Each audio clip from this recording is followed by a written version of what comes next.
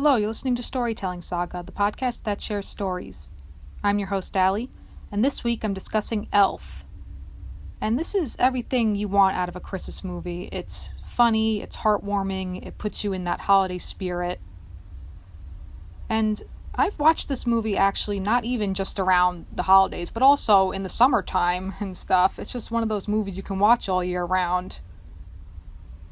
And it's about, of course, Buddy the Elf, played by Will Ferrell. And Will Ferrell, honestly, he just does so well at portraying a kid at heart. It's so believable with him that he is a grown kid, because he's done other roles like that. Another similar one where he's a grown kid is the movie Step Brothers with him and John C. Reilly. But in this movie, he just has that childlike sense of wonder. But it's sad because he grows up living with the elves, even though he's actually a human. So he doesn't fit in with the elves, but then when he gets to New York City, he doesn't fit in there either. And that's part of his journey in this movie, is finding that that's okay, because he's happy and he brings joy to people and he shouldn't change that about himself. And the movie opens with narration from Papa Elf, played by Bob Newhart, and he raises Buddy, which is really sweet.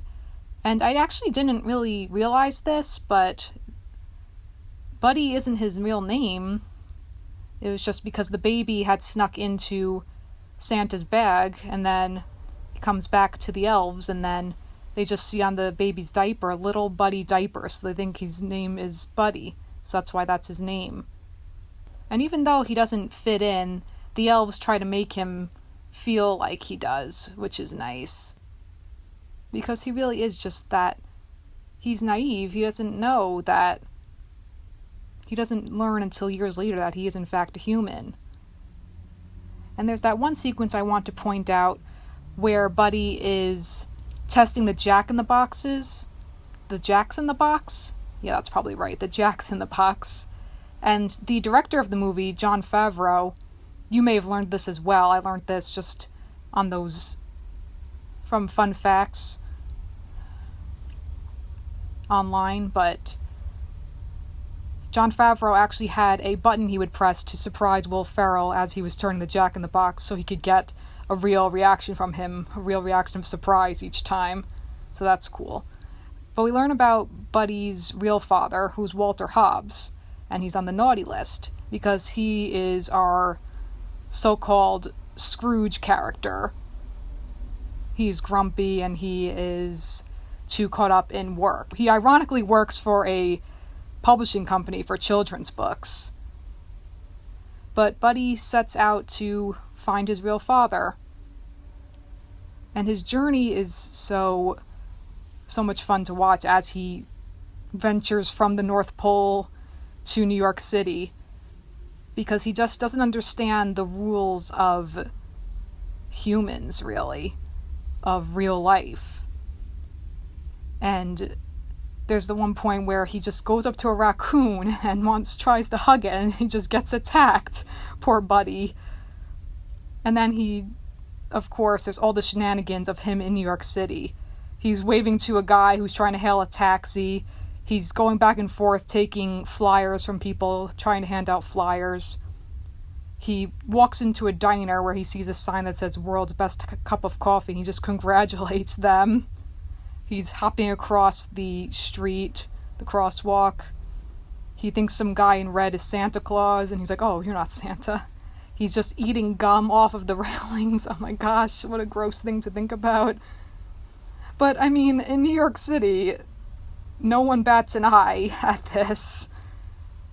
Which, from my experience working in New York, that's really how it is. This wouldn't be odd to people in New York, just some guy dressed like an elf. But then he goes to his dad Walter's job, and he goes to the elevator and he presses all the buttons and it all lights up like a Christmas tree, and he loves that.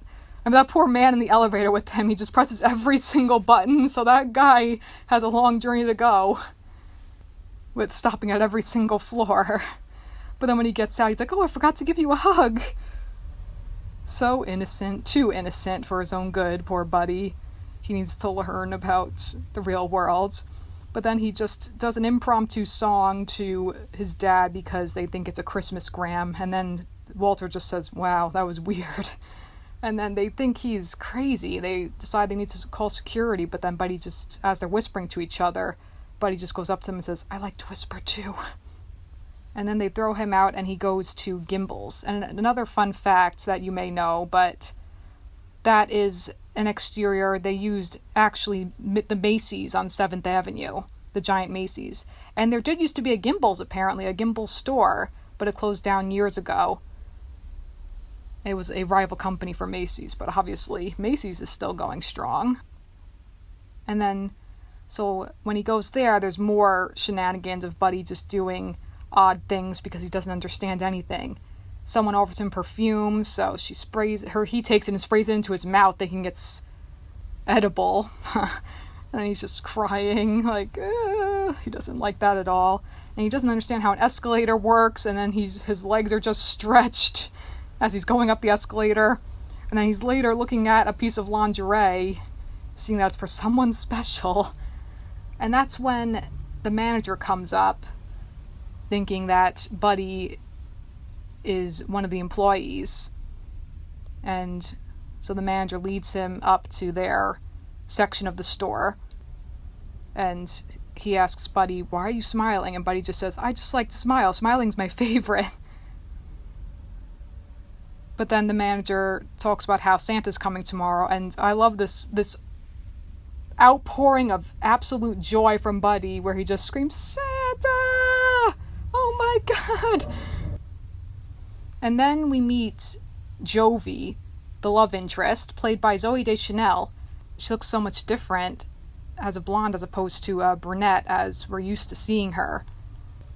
And Zooey Deschanel is a great singer. She is, besides being an actress, she is part of her own singing duo. I believe it is She and Him.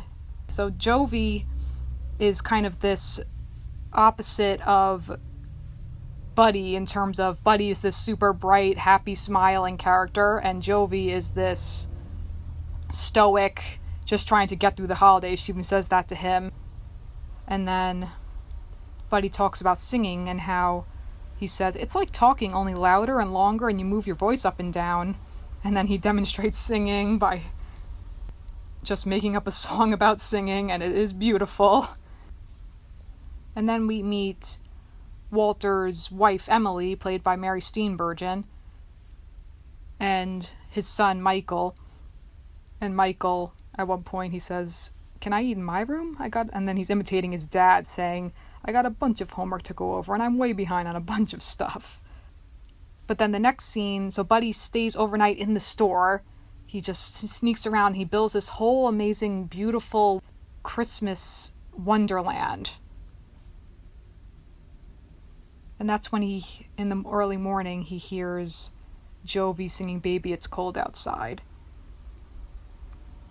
And Zooey Deschanel has a nice voice. And then Will Ferrell, the two of them singing together, they have nice harmony together. But then, of course, she stops and gets freaked out because there's some guy in the women's locker room. She screams at him to get out, and she yells to cover his eyes and get out, and he just runs out and slams into the lockers. Poor Buddy. And then another funny moment when Walter walks by a store and he looks in and he just sees Buddy asleep, and then Buddy wakes up all excited saying, Dad, it's me, Buddy! And Buddy really is just such an overwhelmingly happy and sincere character, because there's even one point when he says to Jovi, when he tells her that he built all of this wonderland and everything, and then she says, well, why were you in the women's locker room? And she thought like he was being a peeping Tom, but then he just says he didn't know she was naked, and then he says, by the way, I think you have the most beautiful singing voice in the whole wide world. And it's just so sweet and so genuine, and you can tell he really truly means that. And then, in keeping with the childlike nature of his, he just goes absolutely ballistic when he thinks Santa shows up, but it turns out to not be the real Santa. And then just some more great lines from him as he says, as the kids are coming to sit on Santa's lap, and he's just right in this guy's face, this mall Santa's face, and he says, "You sit on a throne of lies." And then he says also, "You smell like beef and cheese. You don't smell like Santa." And then he rips off Santa's beard, and then all chaos breaks loose. And that moment when he rips off the beard and the kids scream and stuff just reminds me so much of the Christmas episode of Rugrats, the original Christmas episode, the Santa Experience, when Angelica rips off Santa's beard and then Angelica just screams, "Santa Claus is a fake! Run for your lives!" But, so then Walter gets a gift from Buddy, and he sees "to someone special," and it's the piece of lingerie, because Buddy just thinks, "Oh, well, my dad is special, so I'll give him this," even though he definitely doesn't know what it is. But then poor Buddy was in jail after all that chaos with the mall Santa. But then they take Buddy to the doctor, and Walter learns that Buddy is in fact his biological son. And he never knew about Buddy because he had a relationship with a woman named Susan Wells, and Susan had placed Buddy for adoption. And then she had passed away. So he never knew about this grown adult child of his until now. But Buddy's just so excited to be in Walter's life and to have his dad. And he says, "So we're going to make gingerbread houses and eat cookie dough and go ice skating and maybe even hold hands." And there's that part in the doctor's office when he's eating the cotton balls. I hope for Will Ferrell's sake that they were marshmallows. I mean, if he was eating real cotton balls, that's really being committed to the role. But then there's that cute moment, too, when he's talking to the little girl, and he asks her what she wants for Christmas. This little girl, Carolyn, and she says she wants a Susie Talks a lot, and he says he'll put in a good word with Santa, so that's cute. And so when Emily, Walter's wife, learns that he has a son, she's just very accepting and excited about it, which, I mean, good for her. Honestly, she says, well, it's wonderful that he has another son. That's really sweet. And then, of course, there's the scene where they're all at dinner together, and he's putting maple syrup on his spaghetti, and he explains that we elves like to stick to the 4 main food groups: candy, candy canes, candy corns, and syrup. That's about a balanced diet, sure, for an elf. And then, of course, so he drinks that entire 2-liter bottle of Coca-Cola, and then there's that really long, loud burp for a good 10 seconds. And another fun fact, that burp is actually done by Maurice LaMarche. And you may know Maurice LaMarche as the voice of the Brain from Pinky and the Brain. He's done many voiceover roles. Another role of his that I grew up with, he's the voice of Big Bob Pataki from Hey Arnold. And then the next morning, Buddy gives Emily a nice breakfast of spaghetti with sauce, and he adds the syrup. And Emily's just too nice. She just goes ahead and eats it because he went through all this trouble. And then she asks if he got sleep last night. He says, "Yes, I got a full 40 minutes. And I had time to build that rocking horse." I wish we humans could function on that little sleep and then be able to just have 23 and a half hours to do for the rest of the day. That'd be something. Then Walter comes in and Buddy runs down a list of his plans for them for the day on the Etch-a-Sketch.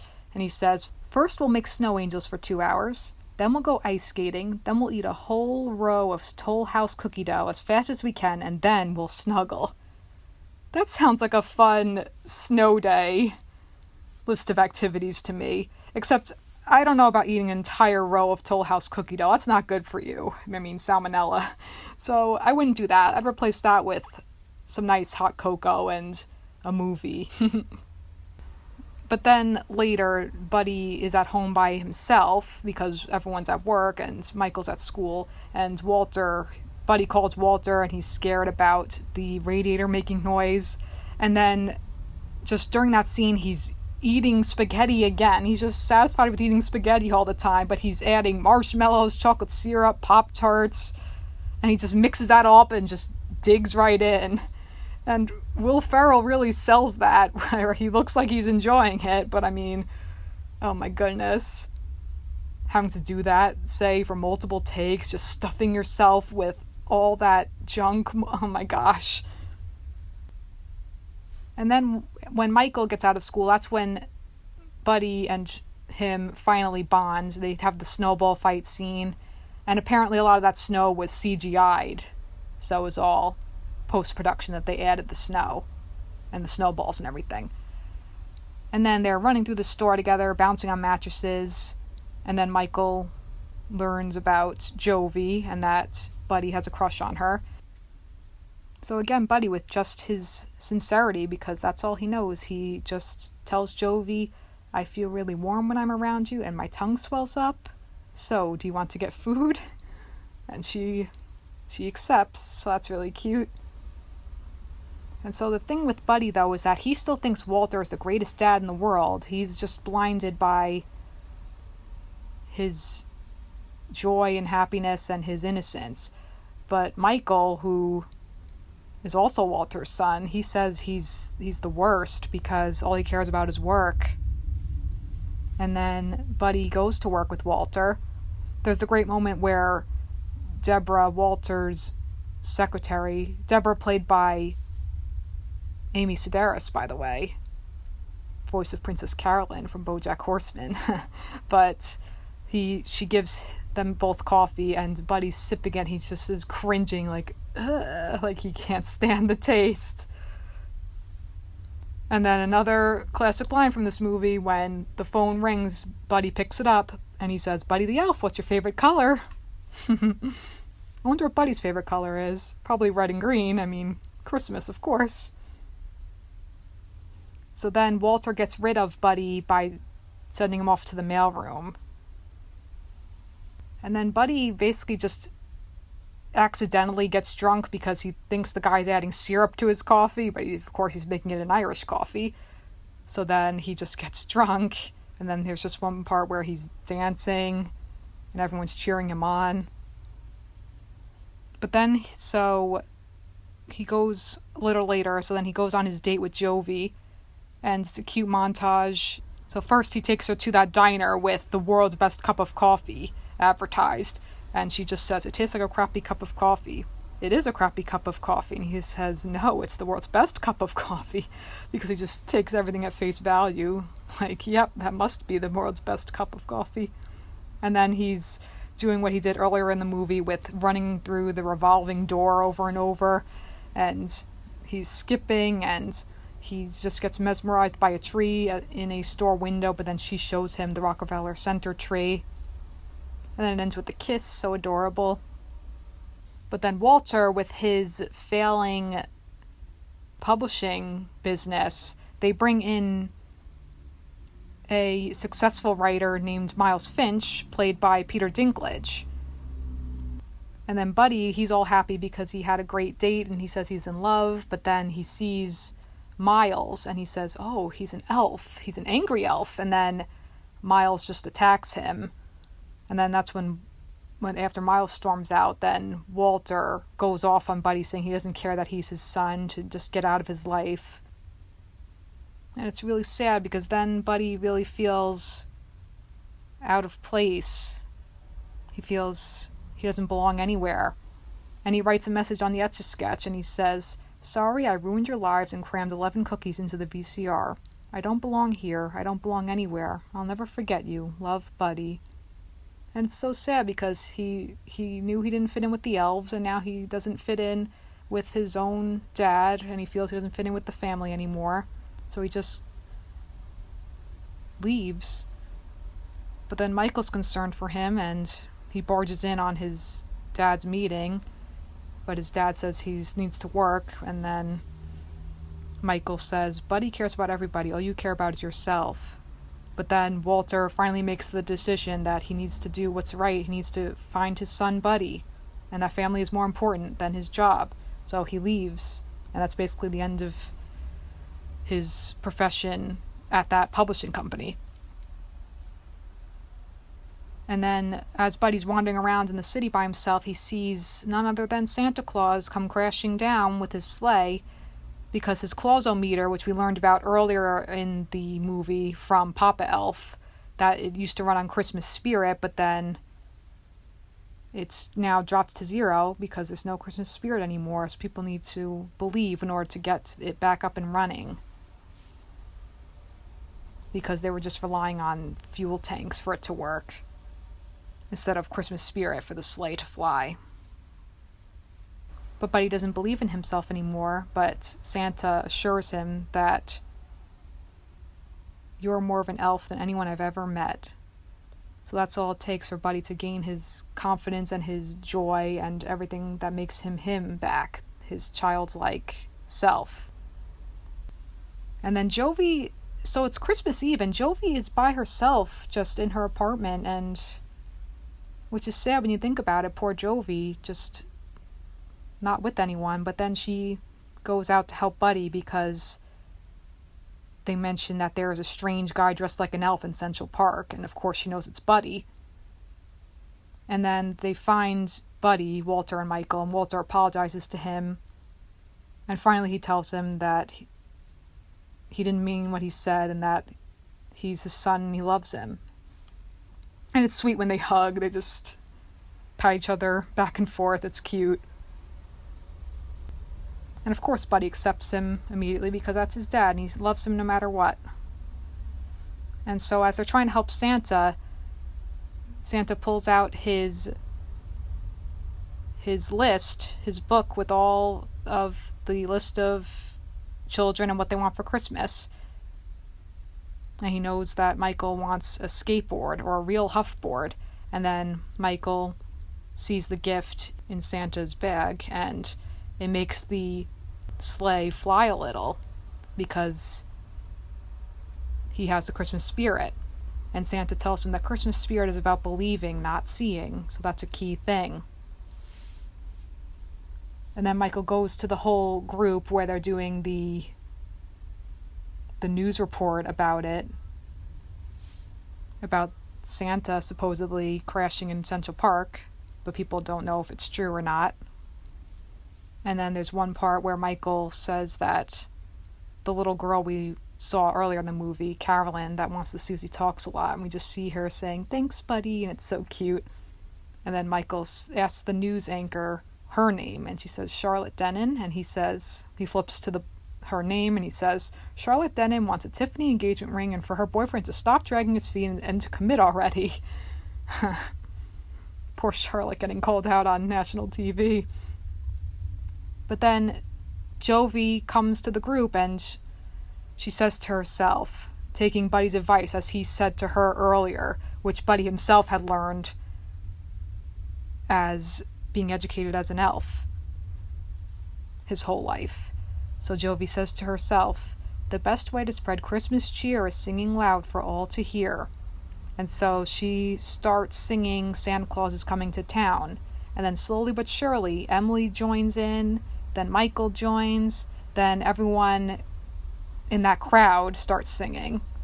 And then Michael finally gets Walter to sing too, because that's what they need to make the sleigh fly for the Christmas spirit to return. And it works, and they save Christmas. So then Jovi is part of the family. She's singing Auld Lang Syne, that song, that New Year's Eve song. And Walter's playing the piano. And Buddy gets a bottle of syrup and he hugs Emily and Michael, which is cute. And then we learn that Walter starts his own independent publishing company. And Buddy is his first published book. Buddy wrote a book about his story and how he went through the swirly twirly gumdrops and he walked through the Lincoln Tunnel. And I never actually realized this until just this recent viewing, but the kids have little Buddy the Elf dolls and they're wearing hats. That's really cute. So Buddy has this whole fan base now. And then in a flash forward, Buddy and Jovi are married and they have a baby who they name, a baby girl who they name Susie after Buddy's biological mom, which is really cute. And they visit Papa Elf again because Papa Elf did raise Buddy, and it's very sweet. Just a sweet, fun, heartwarming, funny, really cute movie that I enjoy watching around Christmas time, but also all year round. One of those movies you can watch anytime just to boost your spirits. And with that, that's going to conclude this week's episode of Storytelling Saga. You can follow the podcast on Facebook and Instagram at Storytelling Saga, as well as on Twitter at Storytell Saga. You can also send me any questions, comments, or writing prompts by leaving me a message in the contact section of storytellingsaga.com or by sending me an email at storytellingsaga@gmail.com. Next week, then he got an idea. An awful idea. The Grinch got a wonderful, awful idea.